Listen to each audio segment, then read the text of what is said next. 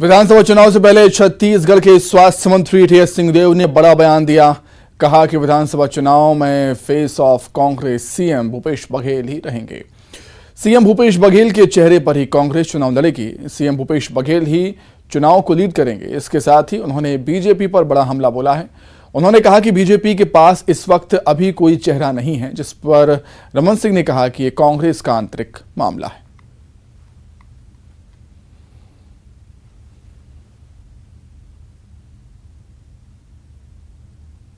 तो आने वाले समय में भी मुझे लगता है कि हमारे जो फेस रहेंगे, आज मुख्यमंत्री जी हैं, तो स्वाभाविक है कि हमारे चुनाव के फेस मुख्यमंत्री के वही रहेंगे। कोई कारण नहीं दिख रहा है कि वो नहीं रहेंगे। मुख्यमंत्री हैं तो लीड करेंगे चुनाव में, और लोग ये देखेंगे कि अब भाजपा है, आम आदमी पार्टी है, एनसीपी है, जोगी कांग्रेस है, अन्य दल हैं, कांग्रेस है, इसमें बेस्ट कौन है।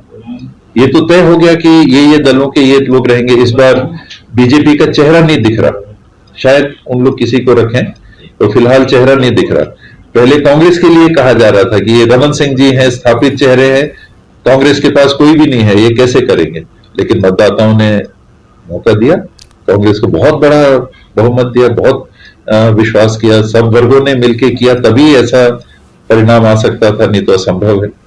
अब बात उल्टी है कि कांग्रेस के पास एक चेहरा है, विपक्ष के पास चेहरा नहीं दिख रहा। अब उनका क्या होता है समझ के बाहर है। पहले 2.5 साल की बात होती है। अब मुझे लगता है कि इन्होंने भी स्वीकार कर लिया कि अब उनकी बारी नहीं आने।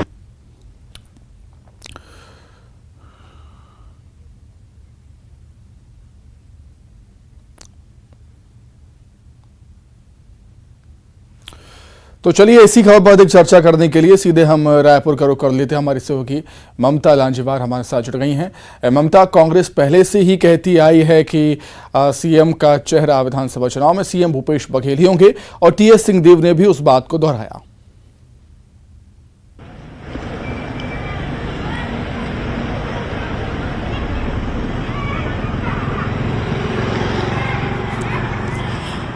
देखिए, लगातार इस तरह की अटकलें लगाई जा रही थी और छत्तीसगढ़ की सियासत में ये चर्चा बहुत आम होती थी कि 2.5 साल वाले फॉर्मूले को लेकर, और ये बातें भी लगातार रही और इसको लेकर देखा कि विधायकों की दौड़ जो है वो दिल्ली तक भी हुई, केंद्रीय नेतृत्व तक भी हुई। लेकिन अब इसको लेकर स्पष्ट हो चुका है और कुछ टीएस सिंहदेव जो है उन्होंने जो बयान दिया है कि स्पष्ट इस बात को लेकर कि आने वाले विधानसभा चुनाव में चेहरा कौन होगा। तो टीएस सिंहदेव जो स्वास्थ्य मंत्री है, उन्होंने खुद ये बयान दिया। उन्होंने कहा कि आने वाले विधानसभा चुनाव में जो मुख्यमंत्री भूपेश बघेल है वही जो है वो फेस ऑफ द कांग्रेस होंगे और उन्हीं के नेतृत्व में कांग्रेस पार्टी चुनाव लड़ेगी। जाहिर तौर पर ये एक बहुत बड़ा बयान है और ये तमाम अटकलों पर विराम लगाने वाला बयान है, तमाम चर्चाओं पर विराम लगाने वाला बयान है, क्योंकि जिसको लेकर हमेशा से ही इस बात को लेकर अगर हम बात करें तो हर कुछ दिन बाद इस तरह की चर्चाएं जो है वो कुछ लोग करने लग जाते थे। बीजेपी को भी एक मौका मिल जाता था राजनीति करने को लेकर, और बीजेपी भी इसको लेकर जो है कई बार कांग्रेस पार्टी की चुटकी भी लेती थी। हालांकि इसी पर डॉक्टर रमन सिंह से पूछा तो उन्होंने ये कहा कि ये जो है उनकी पार्टी का मामला है और अब जो है वो टीएस सिंहदेव उनको भरोसा हो गया है कि उन्हें कुछ मिलने वाला नहीं है। अगर हम बात करें तो टीएस सिंहदेव जो है उनका बयान एग्जैक्टली क्या है, तो उन्होंने ये कहा कि छत्तीसगढ़ में जो आने वाले जो विधानसभा चुनाव है उसमें जो फेस ऑफ द कांग्रेस जो है वो मुख्यमंत्री भूपेश बघेल होंगे। और उन्होंने कहा कि ये कहना है, उन्होंने कहा कि आने वाले विधानसभा चुनाव को मुख्यमंत्री भूपेश बघेल ही लीड करेंगे और मतदाता ये देखेंगे कि कांग्रेस, बीजेपी, आप, जोगी कांग्रेस और एनसीपी जैसे अन्य जो दल है उनमें बेस्ट कौन है। एक बड़ी बात उन्होंने ये भी कही कि बीजेपी में अब कोई चेहरा नहीं है, जबकि पहले ऐसा कहा जाता था कि रमन सिंह बीजेपी के लिए स्थानीय चेहरा है और स्थापित चेहरा है और कांग्रेस के पास कोई चेहरा नहीं है। लेकिन मतदाताओं ने कांग्रेस पर भरोसा किया और वे बड़े बहुमत के साथ जो है कांग्रेस पार्टी को जीत दिलाई गई। अब जो है उल्टा हो गया, कांग्रेस पास एक चेहरा है और विपक्ष के पास कोई चेहरा नहीं है। तो क्या चुनाव से पहले जो है अगर हम बात करें तो चुनाव खासतौर पर अगर बात करें तो विधानसभा चुनाव महज 6 महीने बचे हुए हैं और जाहिर तौर पर किसी भी तरह की कोई अफवाह, कोई चर्चा या अटकलें कई बार होता है कि पार्टी को थोड़ा नुकसान पहुंचाती है। ऐसे समय में जब टीएस सिंहदेव का यह बयान आया है, थोड़े दिन पहले वो सोनिया गांधी से मिलने भी गए थे। हालांकि उन्होंने इसको लेकर कहा कि सौजन्य मुलाकात थी और चूंकि उनकी तबियत खराब थी तो हालचाल पूछने के लिए वो गए हुए थे, और जाहिर तौर पर उसके बाद आने के बाद में एक सवाल के जवाब में उन्होंने ये जो जवाब दिया है कि मुख्यमंत्री भूपेश बघेल ही जो है कांग्रेस का फेस ऑफ मुख्यमंत्री Bhupesh Baghel face of the Congress होंगे, जाहिर तौर पर एक बड़ा बयान है और तमाम तरह की अटकलों पे विराम लगाने वाला बयान है। और कहीं ना कहीं एक तरह से ये भी कह सकते हैं कि भारतीय जनता पार्टी जो इस मसले पर एक सियासत करती थी, वो सियासत छीनने वाला बयान भी है। जी, आपका ममता जोड़ने के लिए, तमाम बातचीत के लिए आपका बहुत धन्यवाद। आगे बढ़ते हैं ग्वालियर से बड़ी खबर, जहां लाइटर फटने से थाने में आग लगी है। थाने के कमरे में आग लगी है। कंपू थाने के विवेचक के कमरे में आग लगी है। थाने के अंदर रखे दस्तावेजों में आग लग गई। थाने में मौजूद पुलिसकर्मियों ने आग को बुझाया। तो कंपू थाने के विवेचक के कमरे में आग लगी। लाइटर के फट जाने से आग लगी थी विवेचक के कमरे में। थाने के अंदर रखे दस्तावेजों में आग लग गई। थाने में मौजूद पुलिसकर्मियों ने आग पर काबू पाया, आग को बुझाया।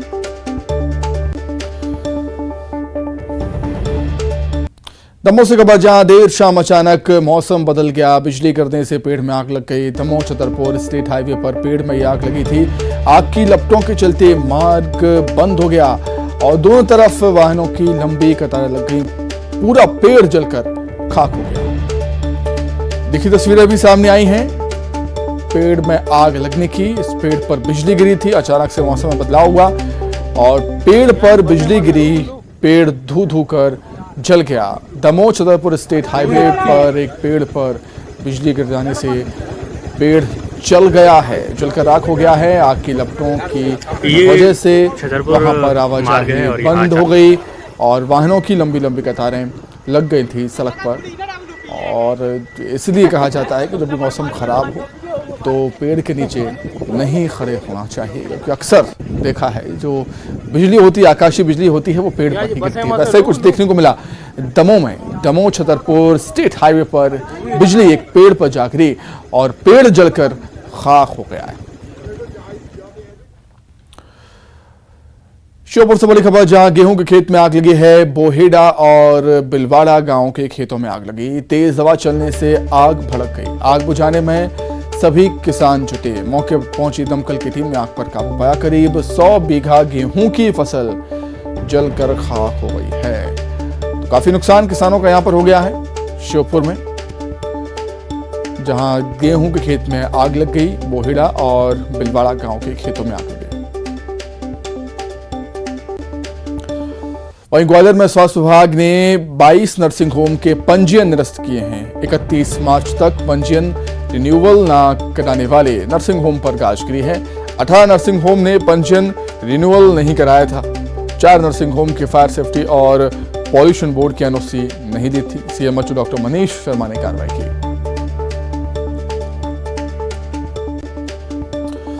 खबर दमोह से, जहां एक दिव्यांग की पिटाई का वीडियो सामने आया है। तस्वीरों में हम देख सकते हैं कि किस तरीके से एक युवक जमीन पर बैठा है जो हाथ में बैसाखी लिए हुए है और शराब के नशे में है। एक महिला हाथ में चप्पल लिए गाली देते हुए उस दिव्यांग की पिटाई कर रही होती है। दरअसल ये वीडियो दमोह के प्राइवेट बस स्टैंड जाने वाले मार्ग का। यहीं एक शराब की दुकान भी। दिव्यांग युवक महिला से अभद्रता कर रहा था, जिस पर महिला ने चप्पल से उसकी पिटाई कर दी।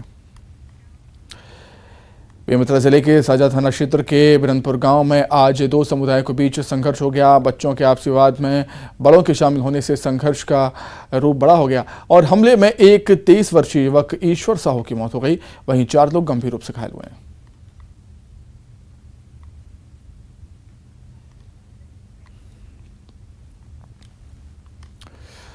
हालांकि प्रशासन ने अब मामले को कंट्रोल में कर लिया है। दुर्ग जिले के आईजी सहित आसपास के पुलिस बलों को गांव में बुलाया गया, क्योंकि हालात बिगड़ चुके थे। साथ ही धारा 144 भी लगा दी है और लोगों को समझाइश भी दी जा रही है। गांव में लगातार पुलिस गश्त भी कर रही है।